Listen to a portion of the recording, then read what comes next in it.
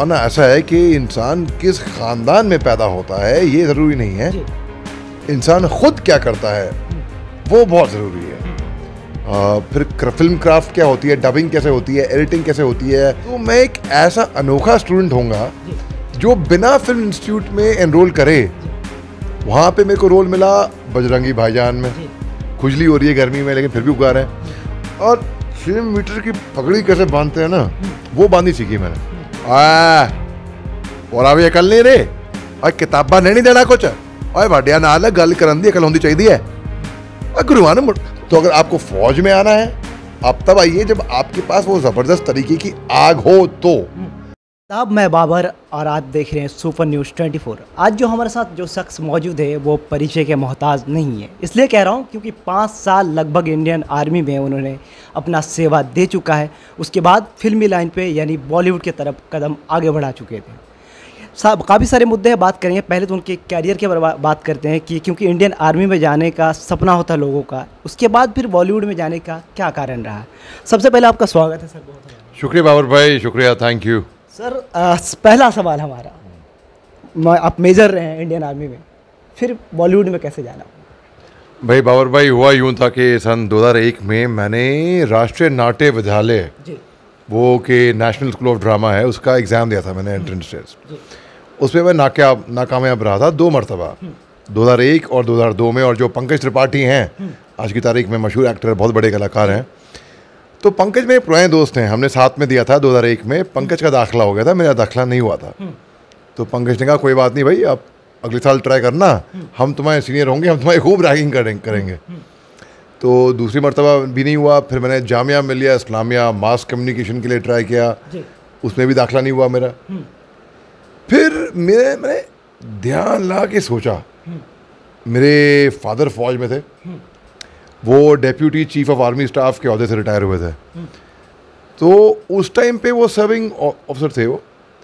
तो मैं सोचा कि फादर से प्रेरणा बहुत मेरे को मिलती है, वो मेरे हीरो हैं, आदर्श हैं। और तो मैं कहा कि क्यों ना फौज में जाया जाए 5 साल के लिए। और जो ख़ानदानी परंपरा है हमारा ख़ानदान पिछले 200 सालों से फ़ौज में खिदमत कर रहा है, तो मैंने कहा वो फ़ौजी परंपरा भी बरकरार रहेगी।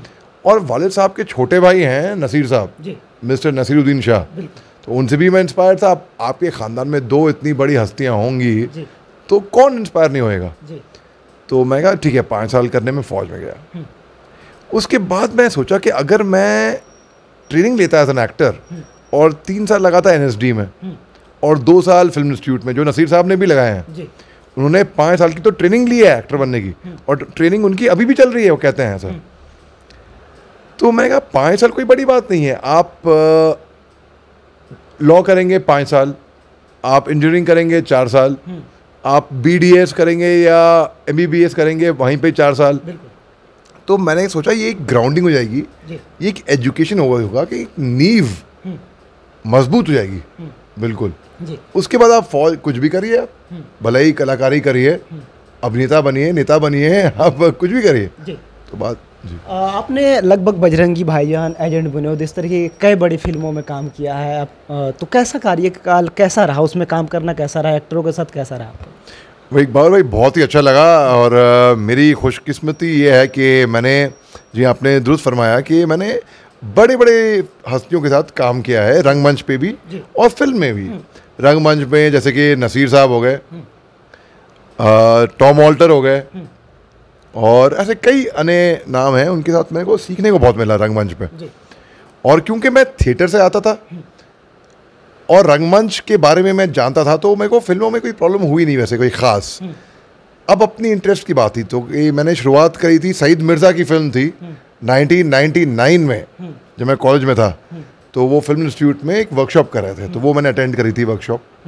थोड़ा बहुत सीखा, और सेट पे ट्राईपॉड बाईपॉड उठाना, कैमरा उठाना, सबको सेट पे पानी पिलाना, कॉस्ट्यूम तैयार करना, उनके लोकेशन हंटिंग करना। सो बेसिकली ऑन ग्राउंड कैसे काम होता है वो मैंने तब सीखा थोड़ा बहुत। इतने बड़े फैमिली से आप बिलोंग करते थे, इस तरह के काम जैसे पानी उठाना कह रहे थे, ट्राईपॉड उठाना, कैमरा उठाना, तो कैसे इस चीज़ को मैनेज कर लेते हैं? क्योंकि कहते हैं ना, इंसान के घर में अगर शोहरत रहता है तो उसे ये सारी काम करने में दिक्कत आती है, या जहन उसको कहता नहीं कि ये करो। और मेरा ऐसा मानना नहीं है बाबर भाई, मेरा मानना ऐसा है कि इंसान किस ख़ानदान में पैदा होता है ये ज़रूरी नहीं है, इंसान खुद क्या करता है वो बहुत ज़रूरी है। और मेरा ऐसा मानना था कि भाई जब तक आप ज़मीन से नहीं जुड़ेंगे, जब तक आप ग्रास रूट लेवल नीचे की आप काम नहीं पहचान पाएंगे, आप ऊपर नहीं उठ पाएंगे तब तक। तो मैंने वो सब बेसिकली इन अदर वर्ड्स अगर कहा जाए तो एक पढ़ा लिखा स्पॉट बॉय एक तरीके से कह सकते हैं आप उसको, तो वो सब काम किया। फिर मैंने फिर फिल्म क्राफ्ट क्या होती है, डबिंग कैसे होती है, एडिटिंग कैसे होती है, कैमरा सिनेमेटोग्राफी कैसे होती है, कैमरा एंगल्स कैसे फेस, तो वो सब मैंने क्राफ्ट वहाँ पे सीखा विदाउट बीइंग एनरोल्ड। और मेरा इंटरेस्ट ऐसा था कि जब मैं पूना छोड़ा, मैंने मिस्टर पूना टैलेंट का खिताब जीता मैंने, और जब मैंने पूना से बाहर आया मैं, तो वहाँ के जो डायरेक्टर थे doctor Mohan Agashe, film and television institute of India के, उन्होंने एक सर्टिफिकेट दिया मेरे को। मेरा इंटरेस्ट देखे वो सर्टिफिकेट अभी भी है मेरे पास। तो मैं एक ऐसा अनोखा स्टूडेंट होऊंगा जो बिना फिल्म इंस्टीट्यूट में एनरोल करे, वहाँ पे थोड़ा बहुत उनके साथ क्लासेस भी कर लिए, वर्कशॉप्स भी कर लिए, और एक सर्टिफिकेट भी हासिल हो गया। और एनएसडी के साथ भी वर्कशॉप्स करी मैंने, सौभाग्य था मेरा। फिर उसके बाद सन 2011 में मेरे दोस्त आदिल हुसैन, जो कि इनके साथ मैंने थिएटर वर्कशॉप्स कर रखी थी पहले, उनका प्ले भी देखा था मैंने, बैरी जॉन का ओथेलो, जिसमें लूशन दुबे भी हैं, लूशन दुबे के साथ भी थिएटर किया मैंने, बाद में उसका भी सौभाग्य प्राप्त हुआ। तो आदिल हुसैन फिल्म कर रहे थे एजेंट विनोद, जो कि श्रीराम राघवन बना रहे थे, और श्रीराम राघवन भी इत्तेफाकन मेरे कॉलेज के सीनियर रह चुके हैं, फर्ग्यूसन कॉलेज पूना के, और फिल्म इंस्टीट्यूट से ही पास आउट हैं। उसमें करीना कपूर, सैफ अली खान, तो उसमें पुलिस वाले की भूमिका निभाई मैंने, वो किया। फिर मालूम पड़ा कि विशाल भारद्वाज कश्मीर में फिल्म बना रहे हैं, हैदर इन कश्मीर। तो जाहिर सी बात है, अगर कश्मीर में फिल्म बन रही है तो फौजी का इसमें रोल 100% होएगा, मेरा ऐसा माना था। तो मैंने उनसे अपॉइंटमेंट ली, वो भी बहुत पापड़ बेले उसके बारे में, अपॉइंटमेंट लेने के लिए भी आसानी से नहीं मिल पाया उनको। मैं जब मिला उनसे मैं, उन्होंने मेरा ऑडिशन लिया और बोला कि भाई ठीक है, हमें ऑडिशन पसंद आया, आपको फाइनलाइज कर रहे हैं मेजर साहब के रोल के लिए। तो उस तरीके से मैंने हैदर भी करी, और उसमें शाहिद कपूर, श्रद्धा कपूर, इरफान खान, के मेनन, नरेंद्र झा, टाबू, अन्य कलाकार ऐसे थे कि जिनको देख के ही आपको सीखने को मिल जाता है। तो शुरुआत वैसे हुई मेरी हैदर से। फिर मेरी एक चांस मीटिंग हुई फिल्म फेयर अवार्ड्स में सलमान खान से। सलमान खान ने मेरे को मिलवाया कबीर खान से, वहाँ पे मेरे को रोल मिला बजरंगी भाईजान में। और आप मेरा कोई भी काम देख लीजिए, आप यूट्यूब पे है, अगर आप मेरा चैनल देखेंगे मेजर मोहम्मद अली शाह, उसमें सारे काम है मेरे, उसमें 1000 से ऊपर वीडियोस हैं। लेकिन आप कह नहीं पाएंगे फिल्म में ये फिल्म वाला ये जो कलाकार निभाया है ये वही है। हर कलाकार अलग तरीके से, हाँ, अलग अलग गेटअप में, अलग अलग स्टाइल में, अलग अलग अंदाज में निभाया है। तो क्योंकि पूरी तैयारी करके, रिसर्च करके मैंने किया वो कलाकार। ये नहीं कि जो स्टार होते हैं ना, वो कहते हैं कि भाई हमें पहचानो, हमें जानो। वो अगर कैरेक्टर है जसजीत का, वो जसजीत नहीं, वो एक्टर ज़्यादा दिखेंगे। मैंने कहा मैं अली ना दिखूं, मैं वो कैरेक्टर जैसे जसजीत हो गया फर्ज करिए, जो जसजीत दिखूं मैं। यहाँ तक कि जब हैदर के बाद मैंने तिग्मांशु धुलिया की 2 फिल्में साइन करी और वो रिलीज़ भी हुई। एक है यारा, जो कि अभी हाल ही में आई है OTT पे और ZEE5 पे है, और एक थी राग देश, जिसका प्रीमियर राष्ट्रपति भवन में हुआ था, राष्ट्रपति के आगे। और अलग अलग भूमिका निभाई मैंने उसमें। सो जब मैं डबिंग करने गया यारा की, उसमें मैं सरदार बना हूँ। आपने जो बड़ा दिलचस्प सवाल किया था ना कि आप कैमरा बाइपर उठा रहे हैं, आपको बताता हूँ। फिर जब मैं तैयारी कर रहा था यारा की, उसमें मैं सरदार बना हूँ। तो मैंने अपने 2-2.5 साल किए चुका है। दाढ़ी उगाई 2-2.5 साल, आसान नहीं था वो। खुजली हो रही है गर्मी में, लेकिन फिर भी उगा रहे हैं। और 6 मीटर की पगड़ी कैसे बांधते हैं ना, वो बांधी सीखी मैंने। पंजाबी सीखी मैंने। हम यूपी से हैं, लेकिन पंजाबी भी ठेठ पंजाबी बोलनी पड़ी, जैसे कि सीखी मैंने, जैसे कि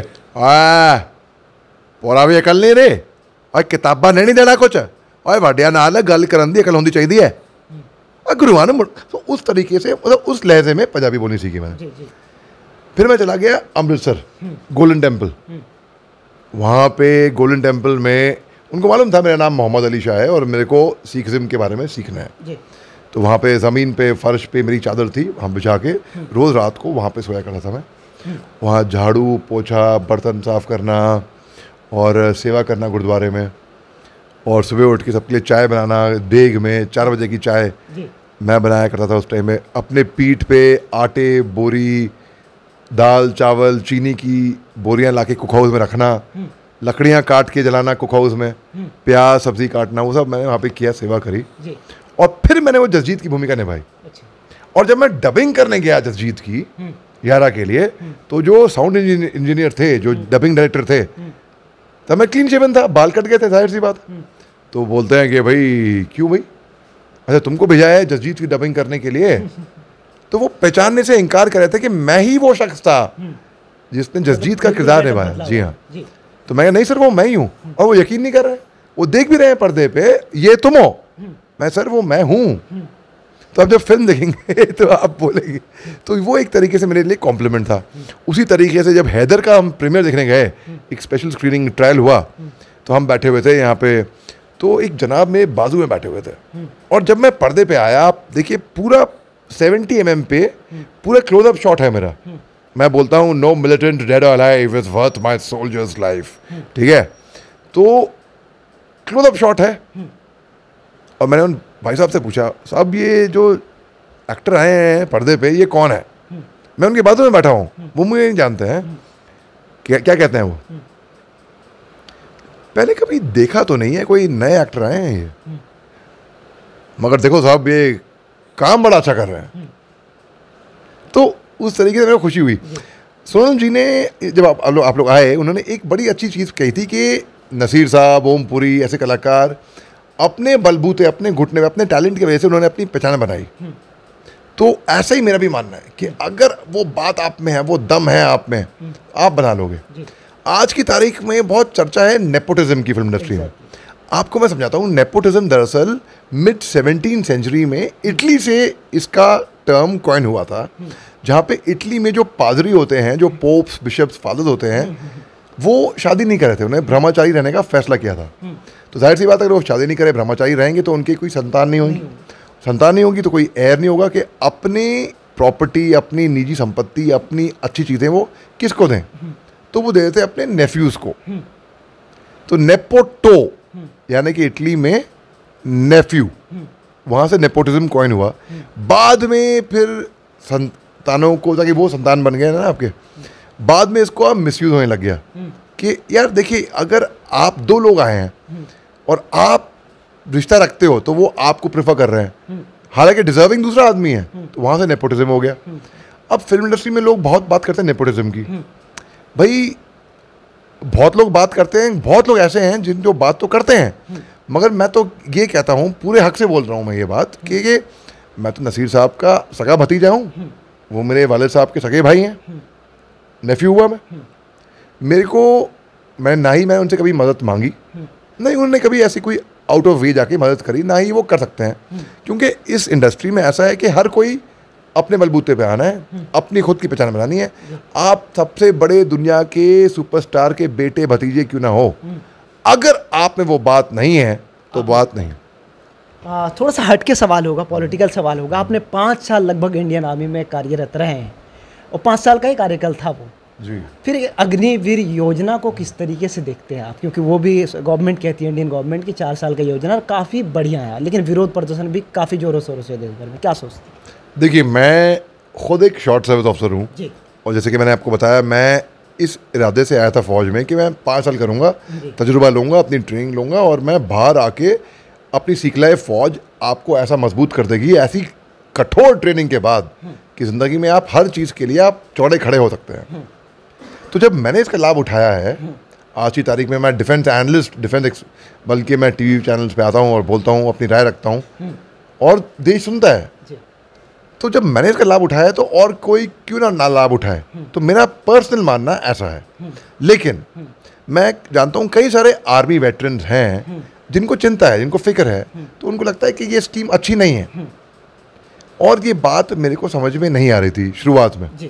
तो मैंने एक लाइव करा, मेरे जो फौज में जो बॉस थे, जो मेरे जनरल ऑफिसर कमांडिंग थे, उनके अंडर मैं नौकरी करी थी फौज में 1 साल, उनके साथ एक यूट्यूब लाइव करा मेरे चैनल पे। मैंने बोला सर आपके पॉइंट्स और मेरे पॉइंट्स, या तो आप मेरे को कन्विंस करिए या तो मैं आपको कन्विंस करता हूँ, या तो हम दोनों एक दूसरे के बाद एंड में अग्री कर लेंगे डिसअग्री करने के लिए एक दूसरे के ओपिनियंस के साथ। और उनकी बात जायज़ थी, अच्छा मेरी भी बात गलत नहीं थी। तो मैं अगर मेरे से पर्सनली, देखिए मेरे पास कोई सरकार तो आई नहीं है और बोला कि भाई तुम ये बोलो, मैं जो मानता हूँ मैं वो बोलता हूँ बस। मैं जो गलत है वो गलत, जो सही लगा वो सही। क्या सोचते हैं फिर भी, मतलब हाँ, गलत है सही है? तो मैं तो सही मानता हूँ। सही अगर मेरे से पूछा जाए तो मैं बोलूँगा भाई बहुत लोग इसके बारे में विरोध कर रहे हैं, मैं तो बोलूँगा भाई क्यों भाई इजराइल, सिंगापुर, कोरिया जैसे देशों में तो कंपलसरी है ना फौज में आना। लेकिन विरोध करने का रीज़न ये है, बता रहे कि इंडिया में ऐसे जॉब्स कम हैं। लगभग अगर बताया जाए तो मोदी सरकार के 8 साल के नीति में 7 लाख ही जॉब दे पाया वो। तो कहते हैं कि इस तरह की हम 25 साल तक मेहनत कर रहे हैं, हम जॉब के लिए तैयारी कर रहे हैं और हम 4 साल के जॉब करेंगे 25 साल के होने के बाद, ये सोच के विरोध कर रहे हैं। तो कहीं ना कहीं जायज़ भी है कहीं ना कहीं। देखिए जो ये बाबर भाई आप भी इत्तेफाक रखेंगे, जो लोग तोड़ फोड़ किए वो तो गलत किया, हाँ। है ना, वो उनको विरोध प्रदर्शन में मानते भी नहीं, वो बस डाले गए थे कहीं पे कोई बदमाशी करने के लिए। खैर अब आते हैं जिन पे जो विरोध प्रदर्शन जेन्युइन कर रहे हैं, पीसफुल कर रहे हैं, उनकी चिंता जायज़ है, मैं मानता हूँ हर किसी की होगी, भाई मेरी भी होगी, आपकी, कोई भी हो। सोचे भाई 4 साल, मगर भाई फौज जो है ना ये राष्ट्रीय सुरक्षा का मामला है, ये कोई खेल नहीं है, ये कोई किसी को नौकरी देने का तरीका नहीं है, ये राष्ट्रीय सुरक्षा है। क्योंकि हम सब जानते हैं कि राष्ट्र सबसे पहले आता है, ठीक है। अच्छा, और फौज जो है वो नौकरी नहीं है, वो ज़िंदगी जीने का एक तरीका है। अगर आपको जोखम से खेलना पसंद है, अगर आपको एक एडवेंचर वाली लाइफ चाहिए, अगर आपको एक लाइफ लेस ऑर्डिनरी चाहिए, अगर आपको वो ज़िंदगी जीनी है जो आप लाखों करोड़ों अरबों रुपए खर्च करके भी नहीं जी पाएंगे, तो आप फौज में आइए।